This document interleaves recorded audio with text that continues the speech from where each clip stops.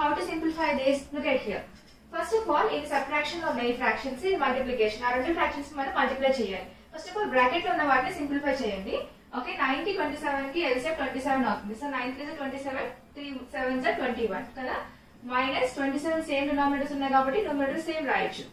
Okay, into 18 కి LCM 3 and 18 కి 18 LCM. So 3 6 are 18, 6 1 are 6 minus 5.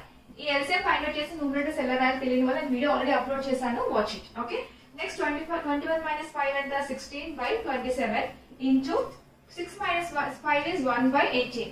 Okay, ఎప్పుడైతే p by q formula వచ్చినప్పుడు brackets remove చేసేయచ్చు. Remove చేసిన తర్వాత మనకి మల్టిప్లికేషన్, ఇప్పుడు ఈ రెండు ఫ్రాక్షన్స్ మనం మల్టిప్లై చేయాలి. ఫస్ట్ ఆఫ్ ఆల్ ఆయన క్యాన్సిల్ అవుతాం చెక్ చేసుకోండి. 2 టేబుల్ 2 8 16, 2 9 are 18. ఇంకేమైనా క్యాన్సిల్ అవుతున్నాయా? సేమ్ టేబుల్స్ లో లేదు.